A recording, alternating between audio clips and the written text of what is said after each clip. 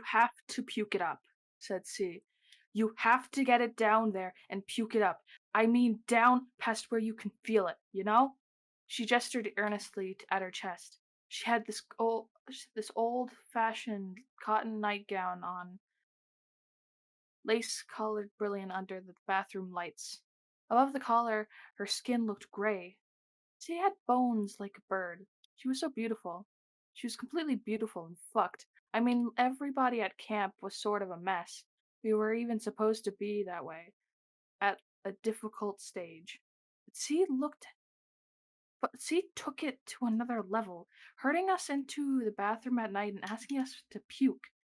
It's right there, she said, tapping the nightgown over her hollow chest, where you've got less nerves in your esophagus. It's like weird into the side, into the muscle. You have to puke really hard to get it. Did you ever get it out? I asked Max. I asked Max. That asked Max. She was sitting on one of the sinks. She'd believe anything. She nodded, solemn as a counselor. 2 years ago, they caught me and gave me a new one. It was beautiful while it was gone.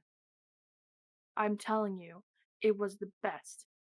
Like how? I asked. She stretched out her arms, like bliss. Ev- like everything all at once. You're raw, just big raw nerve. That doesn't sound so great, said Ellie. I know, said C, not annoyed, but really agreeing, turning things around. That was one of her talents. It sounds stupid, she nodded. But that's because it's something we can't imagine. We don't have the tools. Our bodies don't know how to calculate what we are missing. We can't know till we get there. And that's the same time. It's where you come from. It's where you started. She raised her toothbrush. So, who's with me? Oh, definitely not me. God, see. You were such an idiot.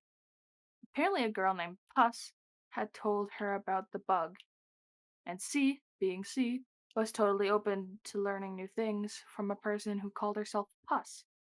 Puss had puked out her own bug and was living on the streets. I, I guess she'd run away from camp? I don't really know. She was 6 feet tall, she said, had long red hair, the hair that was dyed, which was weird because if you were living on the streets, do you care about stuff like that? It's the kind of thing you keep. It's it's this kind of thing can keep me awake at night. I lay I lie in bed, or rather I sit in the living room because Pete hates me tossing and turning, and I leave the dark room and open all the curtains.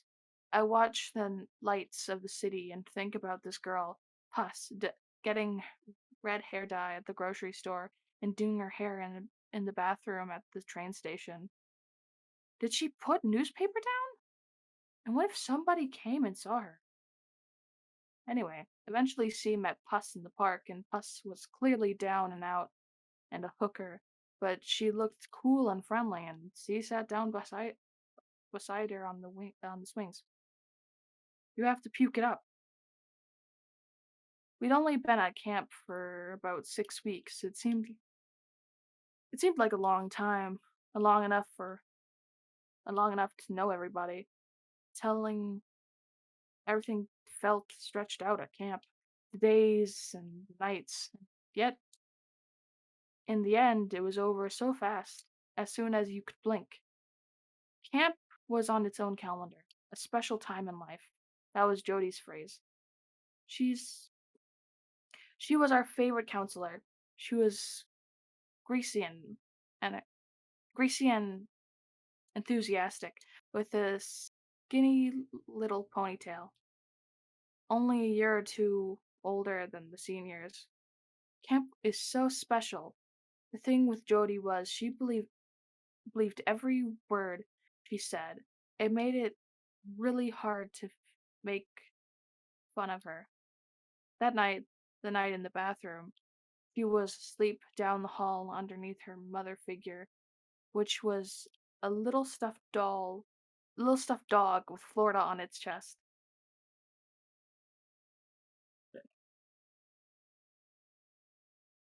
Come on, said C, and she stuck her toothbrush down her throat. Just like that, I think, Max screamed. C didn't start puking right away. She had to give herself a few really good shoves with that toothbrush, while people said, "Oh my god," and backed away, and clutched one another and stared. Somebody said, "Are you nuts?" Somebody else said something else. I might have said something. I don't know. Everything was so white and bright in the moment. Mirrors and fluorescent lights and sea and that goddamn Victorian nightgown, jabbing away with her toothbrush and sort of gagging. Every time I looked up, I could see all of us in the mirror. And then it came. A spatter of puke all over the sink. She leaned over and braced herself. Bam, Ellie said. Oh my god, that is disgusting. T gasped. She was just getting started. Ellie was next. All of a sudden, she was spun around, her hands over her mouth, and let go in the sink right next to C. Splat. I started laughing, but I already felt sort of dizzy and sick myself, and also scared because I didn't want to throw up. C looked from her own sink and nodded at Ellie, encouraging her. She looked completely bizarre. Her wide cheekbones, her big crown of natural hair, sort of a retro supermodel with glistening with a glistening mouth, her eyes full of excitement. I think she even said, "Good job, Ellie." Then she went to it with a toothbrush again. "We have to stop her," said Katie, taking charge. "Max, we have to get Jody." But Max didn't make it. She jumped down from the third sink, and when we got halfway to the door, she turned around and ran back to the sink and puked. Meanwhile, Katie was dragging C away from the sink and trying to get the toothbrush, but also not wanting to touch it. And she kept going, "Ew, ew, ew," and "Help me, you guys." It was all so hilarious. I sank down on the floor, absolutely crying with laughter. 5 or 6 other girls, too. We sort of just looked at each other and screamed. It was mayhem. Katie dragged C into one of the stalls. I don't know why. Then Katie started groaning and C let go of C and staggered into the stall beside her. And then sploosh. There she went. Bugs. It's such a camp rumor. Camp is full of stories like that. People say the ice cream makes you sterile. The bathrooms are all full of hidden cameras. There's fanged, flesh eating kids in the lake. If you break into the office, you can call your parents. Lots of kids break into the office. It's the most common camp offense. I've never tried it because I'm not stupid, but of course, you can't call your parents. How would you ever get their number? And bugs. The idea of bugs planted under your skin to track you and feed you drugs. That's another dumb story. Except it's not, because I saw one. The smell in the bathroom was terrible now. An animal smell. Hot. It threshed around and it had fur. I knew I was going to be sick. I clawed at the closest place, the stall I crawled into the closest place, the stall where C knelt, and grabbed a hold of the toilet seat. C moved aside from me. Would she believe would you believe she was still hanging onto her toothbrush?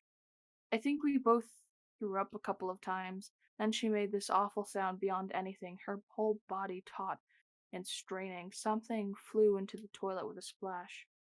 I looked at her and there was blood all over her chin. I said, "Jesus, C."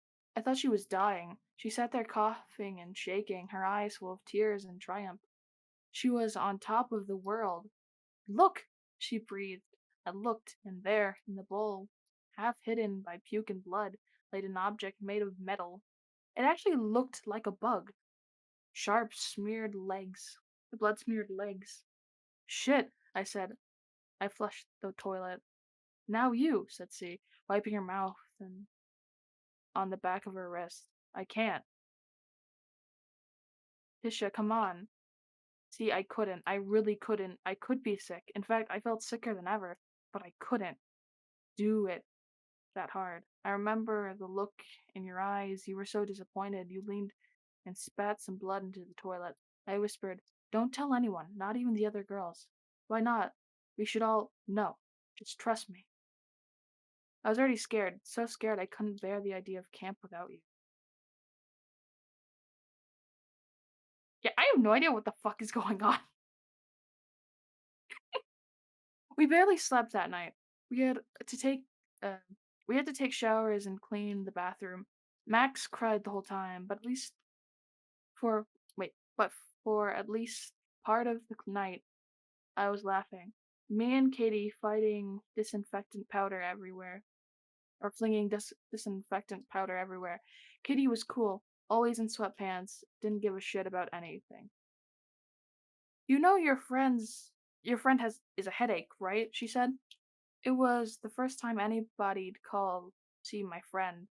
We'd got out the mop and lathered up the floor. Everyone slipped and swore at us, coming out of the showers. She skidded by in a towel. "Wee!" she shrieked.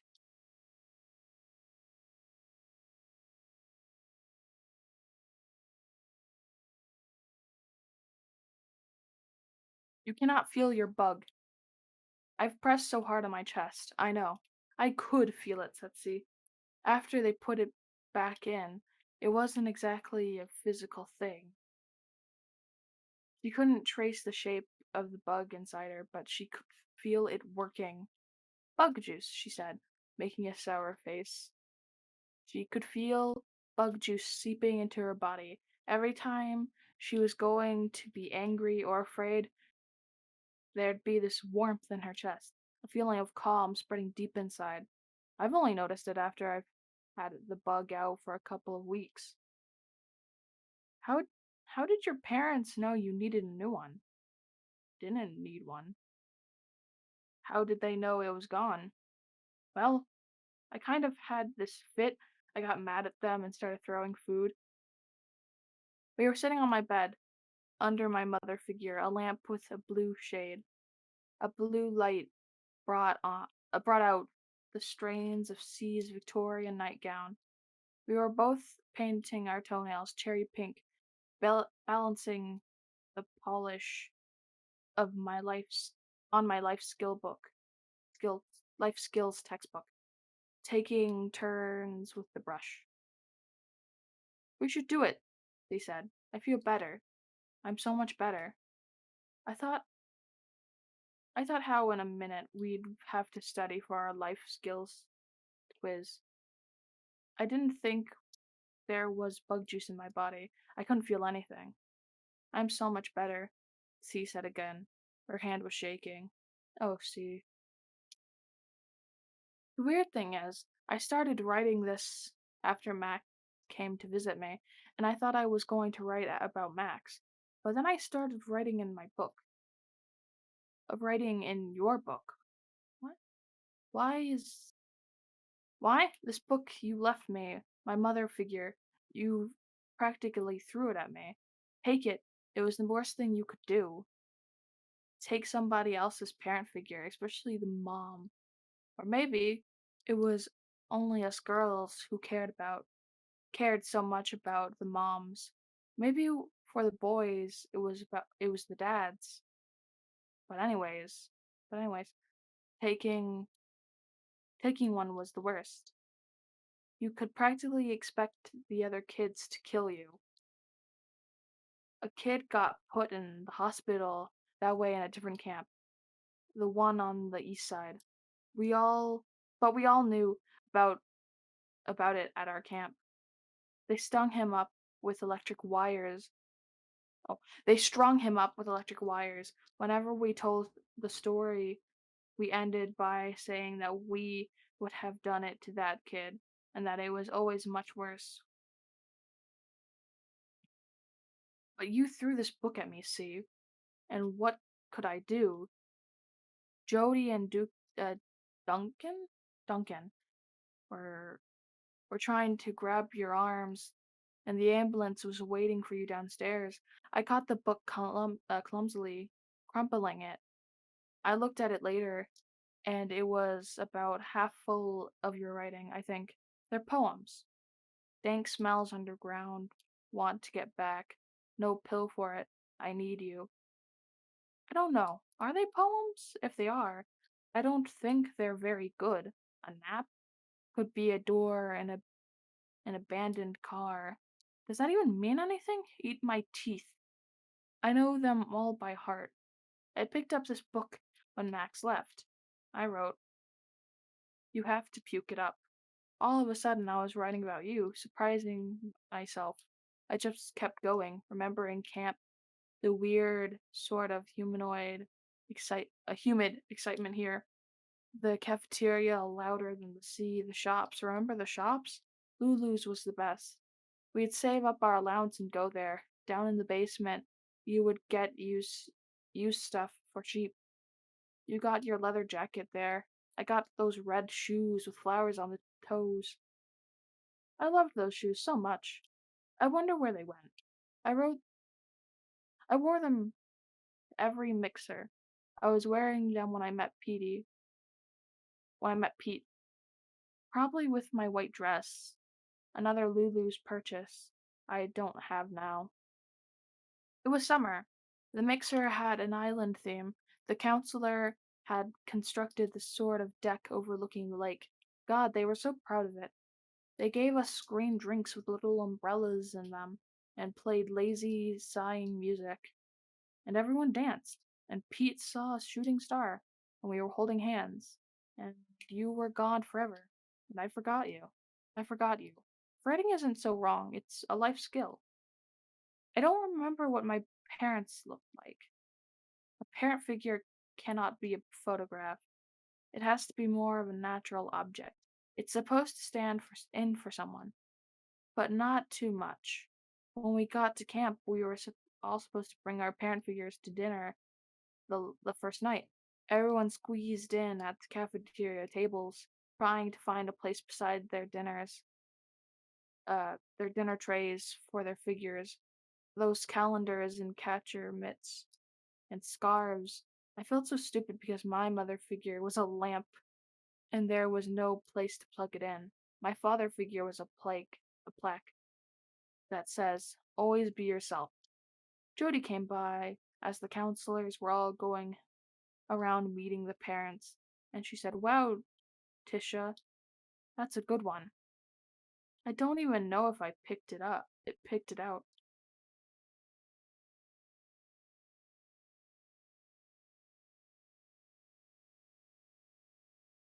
"We want you to have a fabulous time at camp," Jody cried.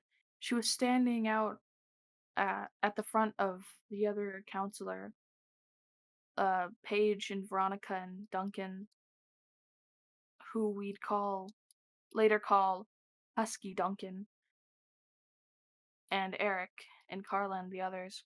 Of course, they'd chosen Jody to speak. Jody was so perky. She told us that we were beginning a special relationship with our parent figures, that is very important to not fixate. We shouldn't fixate on parent figures, and we definitely shouldn't fixate on the counselors. My stupid lamp. It was so fucking blue. Why would you bring something blue? The most important people in your life are the other campers, Jody burbled. These are the people you'll know for the rest of your life. Now, I want you to turn to the person next to you and say, "Hi, neighbor." "Hi, neighbor." And later in the forest, she's saying to the sky, "Fuck you, neighbor." Camp was special.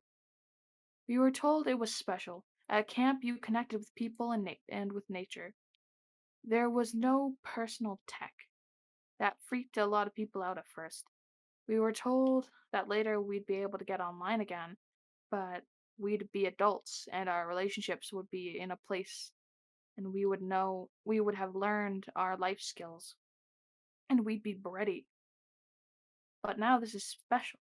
This was special. Now was the time of friends and of the earth. Sweet raised her hand. "What about earthquakes?" "What?" said Veronica, who taught the natural world. Veronica was from an older group of counselors. She had gray hair and leathery skin from taking kids on nature hikes, and she was always stretching to show that she could be flexible, that you could be flexible when you were old. What about earthquakes? She asked. What about fires? Are those natural? What about hurricanes? Veronica smiled at us with her awesome white teeth because you could have awesome white teeth when you were old. It was all a matter of taking care of yourself with the right life skills. What an interesting question, Sia. We were told that all of our questions were interesting. There's no such thing as stupid questions. The important thing was always to participate. We were told to participate in class and hikes and shopping sprees and mixers. In history, we learned that there used to be prejudice, but now there wasn't. It didn't matter where you came from or who you loved. Just join in. And that's why even with the queer girls had to go to the mixers. You could take your girlfriend, but you had to go. Katie used to go in a tie, and Ellie would wear flowers. They rolled their eyes, but they went anyway and danced, and it was fun. Camp was so fun. C raised her hand. Why is it a compliment to tell somebody it doesn't matter who they are? We were told to find a hobby. There were a million choices All we tried them all. Sports and crafts and art and music. There was so much to do. Every day there was some kind of program, and then there were clothes. And then we would study for class. No wonder why we forgot stuff. We were told that forgetting was natural. Forgetting helped us survive. Jody told us in life skills class. Tears in her eyes. She cried as easily as Max. She was more like a kid sister than a counselor. Everybody wanted Jody to be okay. You'll always be reminded, she said in her hoarse, heroic voice. You'll always have your parent figure. It's okay to be sad. But remember, you have each other now. It's the most important bond in the world. She raised her hand. But what if we don't want us? She raised her hand. But of course she raised her hand. She was C. She was C. She'd always been C. Do you see what I mean? I mean, she was like that right from the day she arrived. She was brash, messy. Before the night in the bathroom, was supposedly before she supposedly puked out her bug. I couldn't see any difference. I could not see any difference. So of course I had second thoughts. I wished so bad I hadn't flushed the toilet. What if there wasn't anything in it? What if somebody dropped a piece of jewelry in there, some necklace or brooch, and I thought it was a bug? What what could have happened?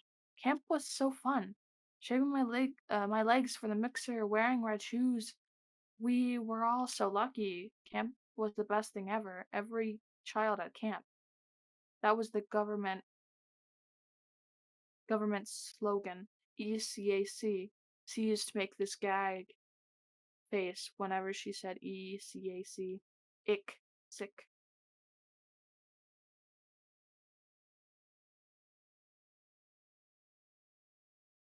She took me to the forest. It was a mixer. Everybody else was crowded around the picnic tables. The lake was flat and scummy, and the sun was just going down, clouds of biting insects golden in the haze. Come on, she said. Let's get out of here. We walked over to the sodden sand into the weeds. A couple of counselors watched us go. I saw Husky Duncan look at us with his binoculars. But because we were just two girls, they didn't care. It only mattered if you left the mixer with a boy. Then they had to stop at the self-care stand for condoms and an injection because becoming a parent is a serious decision. Duncan lowered his binoculars. We stepped across the rocks and into the trees. This is so cool, Sue whispered.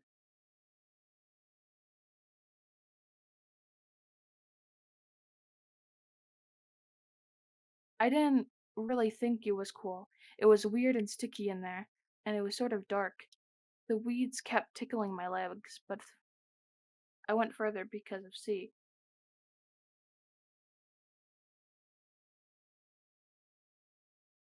Uh, it's hard to explain this thing she had. She was like an event just about to happen, but you didn't want to miss it. I didn't want to. Any anyway, it was so dark we had to hold hands after a while.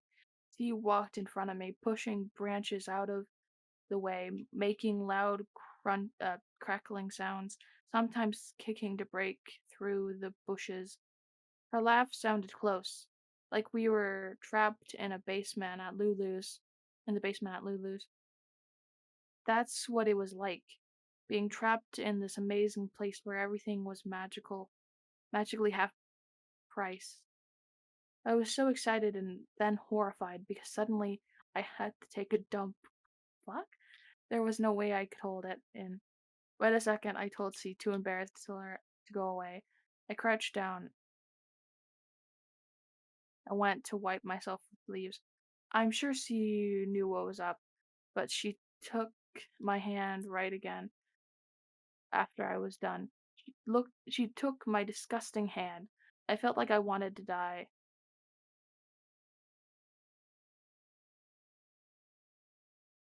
And at the same time I was floating. We kept going until we stumbled into a clearing in the woods, stars above us, in a perfect circle. Woohoo! C hollered. Fuck you, neighbor. She gave the stars the finger. The silhouette of her hand stood out against the bright. I gave the stars the fingers too. I was this shitty, disgusting kid with a lamp and a plaque for parents. But I was there with C, and the time was exactly now. It was like there was a beautiful starry place we'd never get into, but didn't deserve to get into. But at the same time, we were better than any brightness. Two sick girls underneath the stars. Fuck you, neighbor. It felt great. If I could go anywhere, I'd want to be there. The counselors came for us after a while, a circle of them with big flashlights, talking in headsets. Jody told us they'd be looking everywhere for us. We were pretty worried about you girls. The first time I didn't feel sorry for her. I felt like I wanted to kick her in the shins. Shit, I forgot about that until now. I forgot so much. I'm like a shiv. Sometimes I tell Pete I think I'm going senile, like a premature senile dementia. Last month I suggested go we go to Clearview for our next vacation, and he said, Trish, you hate Clearview, don't you remember? It's true. I hated Clearview. The beach was okay, but the night there was nothing to do but drink. So we're going to go to Palace Suits instead. At least you can gamble there. See, I wondered about you so much. I wonder what happened to you and where you are. I wonder if you've ever tried to find me. It wouldn't be hard. If you linked to the register, you'd know our graduating class ended up in food services. I'm in charge of inventory of a food chain of grocery stores. Pete drives delivery. Katie stocks the shelves. The year before us, the graduates of my camp went into the army. The year after us, they went into the army. The year after, they went into communication technologies. The year after that, I stopped paying attention. I stopped wondering what life would be like if I graduated in a different year. We're okay. Me and Pete, we make it work, you know? He's sad because I don't want to have kids, but he hasn't brought it up in a couple of years. We do the usual stuff: hobbies, vacations, work. Pete's into gardening. Once a week, we have dinner with some of the gang. We keep our parent figures on the table, on the hall table, like everyone else. Sometimes I think about how if you'd graduated with us, you'd be doing some kind of job in food services too. Weird is weird, right? But you didn't graduate with us. I guess you never graduated at all. I've looked for you on the buses and in the streets, wondering if I'd suddenly see you. God, I'd jump off the bus so quick. I wouldn't even wait for it to stop moving. I wouldn't care if I fell in the gutter. I remember your tense face, your nervous look when you found out that we were going to have a checkup. I can't have a checkup, you said. Why not? Because, you said, because they'll see my bug is gone. And I don't know. I sort of feel embarrassed for you. I'd, I'd convinced myself the whole bug thing was a mistake, a hallucination. I looked down at my book and when I looked up, you were standing in the same place with an alert look on your face as if you were listening. You looked at me and said, I have to run. It was the stupidest thing I've ever heard. The whole camp was monitored practically up to the moon. There was no way to get outside. But you tried. You left my room and went straight out your window and broke your ankle. A week later, you were back. You were on crutches. You looked wrecked, destroyed. Somebody'd cut your hair, shaved it close to the scalp. Your eyes stood out, huge and shining. They put in they put they put in a bug in me, you whispered, and I just knew. I knew that you were going to.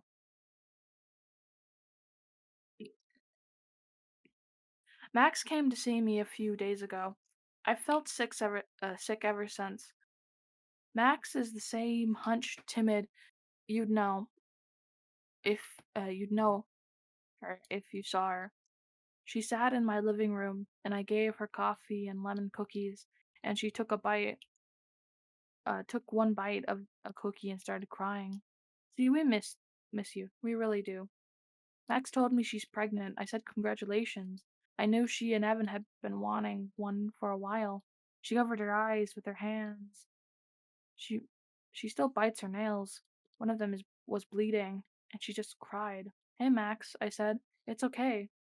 I figured she was extra emotional from hormones or whatever. Or maybe she was thinking of the short time she'd have with her kid. Now that can't that now that camp now the kid can't kids start camp at 8 years old. It's okay, I told her, even though I'd never have kids. I couldn't stand it. They say it's easier on the kids going to camp earlier. We, me and you and Max, we were on the tail end of graduation teen. Max's kids will belong to graduation 8. It's supposed to be a happier generation, but I'm guessing will be sort of like us. The kids of graduation 8 will be told that they're sad and that they need their parents and that's why they have parent figures so that they can always be reminded of what they've lost so that they can remember they need what they have now. I sat across the coffee table from Max. She was crying, and I wasn't hugging her because I don't really hug people anymore.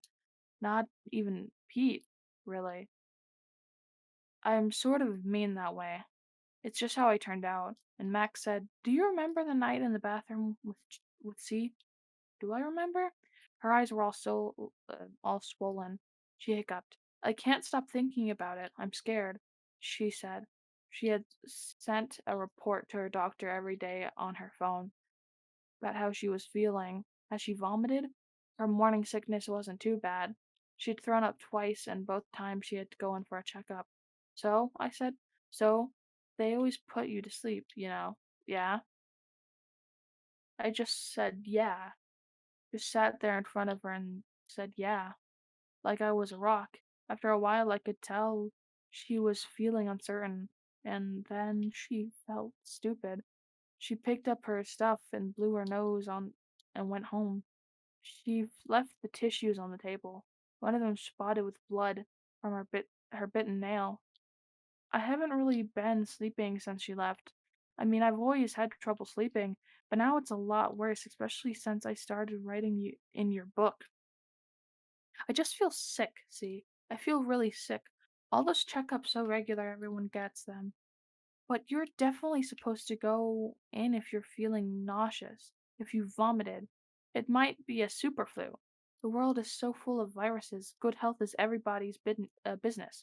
And yeah, they put you to sleep every time. Yeah, they put a bug in me. You said camp was so fun. Jody came to us wringing her hands. She has been having some problems, and it's up to all of us to look after her. Girls, campers stick together. But we didn't stick together, did we? I woke up. You were shouting in the hall. I ran out there, and you were hopping on your good foot, your toothbrush in one hand, your mother figure notebook in the other. I knew exactly uh, what they'd caught you doing. How did they catch you? Where, were Were there really cameras in the bathroom? Jody called Duncan, and that's how I knew how bad it was. Husky Duncan in the girls' hallway, just outside the bathroom, wearing white shorts and a seriously pissed off expression. He and Jody were grabbing you and you were fighting them off. Trisha, said Jody, it's okay. She's just sick. She's going to the hospital. You threw at you you threw the notebook. Take it, you snarled. Those were the last words, your last words to me. I never saw you again, except in dreams. Yeah, I see you in dreams. I see you in your white, lacy nightgown. See, I feel sick. At night, I feel so sick. I walk around in circles. There's waves of sickness, the waves of something else. Something that calms me, something that's trying to make the sickness go away. Up and down it goes. I'm just in it, just trying to stand it, and then I sleep again. I dream you're beside me. We're leaning over the toilet, and down at the bottom there's something like a clump of trees, and two tiny girls are standing there giving us the finger. It's not where I came from, but it's where I started. I think of how bright it was in the bathroom that night, how some kind of loss swept through all of us. Electric. You'd started it. You'd started it by yourself. Y- And we were with you, and it was hilarious and a total rage of loss. Let loose of it. Let loose it. Let's lose it. Let's lose everything. Camp wasn't fun. Camp was a fucking factory. I had to get out of the factory on Fridays to check my lists over coffee with Ellie. The bus passes shattered buildings, stick people rooting around in my garage. 3 out of 5 graduating classes joined the army. Give me serenity to accept the things I cannot change. How did I even get here? I'd ask my mom if she wasn't a fucking lamp. See, I feel sick. I should just grab my keys and get some money and run to Max's house. We should both we should both be sick. Everyone would lose it together. We shouldn't have I shouldn't have told you not to tell others. We should have gone together. My fault. I dream I find you and pus in the bathroom in the train station. There's blood everywhere, and you laugh and tell me it's hair dye. See, it's bright. It makes me sick. Now I have to go. It got come out.